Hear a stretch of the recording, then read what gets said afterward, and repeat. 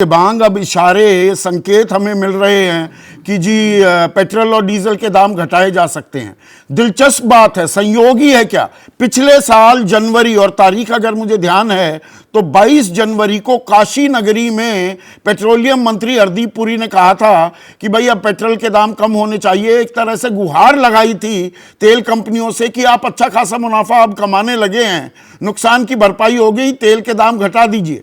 पूरे साल तो घटे नहीं, 1 करोड़ 32 लाख रुपए और कमा लिए तेल कंपनियों ने, तो अब क्या वो भरपाई होगी?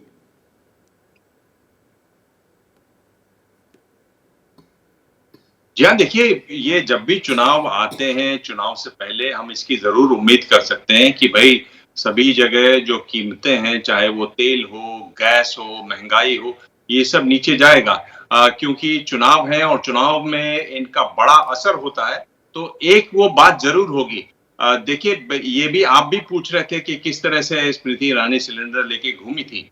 विपक्ष के पर सवाल उठाने वाली बात है कि विपक्ष के नेता क्यों नहीं महंगाई के बारे में कभी भी आंदोलन करते हुए बड़े दिखाई देते, क्यों नहीं कभी दिल्ली में बंद होता या बॉम्बे में बंद होता, क्यों नहीं 5 या 10 लाख लोगों की रैली निकलती इन शहरों में ये कहते हुए कि महंगाई बहुत हो गई है, आम आदमी को का जीना मुश्किल हो रहा है। और अगर आप देखें तो इसमें आप और गहराई से देखें, महंगाई इतनी हो गई है क्योंकि पोषण का ही सवाल लीजिए, महंगाई है इतनी ज्यादा कि 73% लोगों को जो खाना मिलना चाहिए वो नहीं मिलता है। 52% महिलाएं हैं जो बच्चा पैदा करने की उम्र में हैं और वो एनीमिक हैं। ये सारा आप जब तक आप जानते हैं कि 32% कुपोषित हैं बच्चे। तो ये महंगाई है और उसी का असर है कि आप इस तरह के आंकड़े देखते हैं और ये बहुत ही हैरान करने वाले आंकड़े हैं और ये हर सरकार दर सरकार दिखाई देते हैं। मुझको लगता है कि महंगाई के मुद्दे को जितना बीजेपी विपक्ष में रहते हुए उठाती है और जिस तरीके से उठाती है, जिस तरीके से वो अलग-अलग तरीकों से उसको उठाती है, वैसा मुझे लगता है कि बाकी लोग नहीं उठा पाते हैं। एक बहुत सक्षम तरीके से पॉलिटिकली बीजेपी इसको उठाती रही है। अब सत्ता में है तो विपक्ष के साथ के पास बहुत अच्छा मौका है। जो आप आंकड़े बता रहे थे, जिन लोगों को कोट कर रहे थे, वो सब विपक्ष के पास मौका है, लेकिन विपक्ष उसको कहीं करता हुआ दिखाई नहीं देता।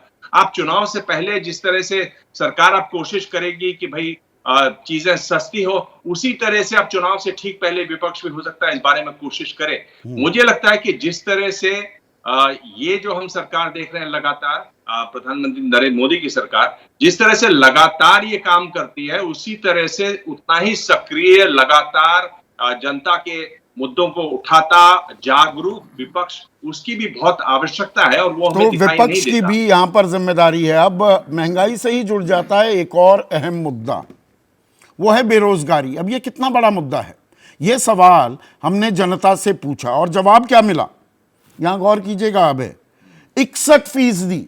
अब ये महंगाई से भी ज्यादा बड़ा मुद्दा लोग मान रहे हैं और 19% कुछ हद तक महत्वपूर्ण मान रहे हैं।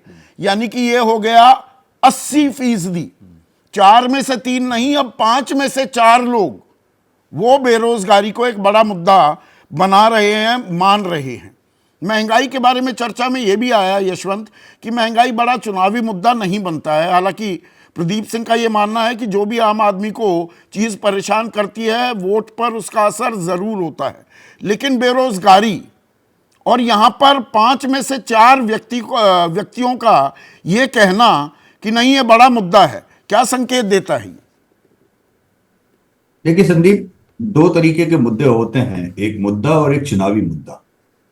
हम लोग रोज ही पूछते हैं, 365 दिन पूछते हैं जनता से, जब बात करते हैं तो हमारा पहला सवाल यही होता है कि व्यक्तिगत जिंदगी में सबसे बड़ी चुनौती या देश के सामने सबसे बड़ी चुनौती क्या उनको दिख रही है, क्या दिक्कत आ रही है।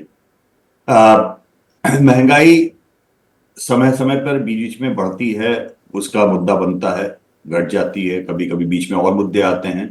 करीबन 3 साल तक बीच में रह रह के कोविड बड़ा मुद्दा बन गया था लोगों के सामने। राष्ट्रीय सुरक्षा कई बार बन जाता है, वो ये सारे विषय आते हैं जाते हैं। लेकिन मुद्दे और चुनावी मुद्दे में एक दो पतली लाइन है, मैं कहूंगा, बनने में या उसमें उस तरीके से। एक तो संदीप ये होता है कि हम ये मुद्दा मानते हैं और उसके बाद में जब हम ये सवाल पूछते हैं कि आपको क्या लगता है कि इस परेशानी का, इस क्राइसिस का, इस दिक्कत का समाधान कौन बेहतर दे सकता है, तो वहां पर जब हम पूछते हैं तो दूसरे ही सवाल में इन्हीं मुद्दों के ऊपर कहीं ना कहीं नरेंद्र मोदी का नाम बाकी लोगों से ज्यादा आता है, व्यक्तिगत रूप से भाजपा का। जैसे ही घड़ी का काटा दोपहर 2:30 पे आए, बबीता जी का दिल सास बहू साजिश के लिए मचल जाए। और ये है इनकी बहू, पूरे दिन ऑफिस की टेंशन हो जाए गॉन जब ये करें अपना फेवरेट शो फ्री टाइम पे ऑन। इनकी तरह आप भी देखिए अपना फेवरेट शो अपने टाइम पर और डाउनलोड कीजिए एबीपी लाइव ऐप अपने स्मार्ट टीवी पर।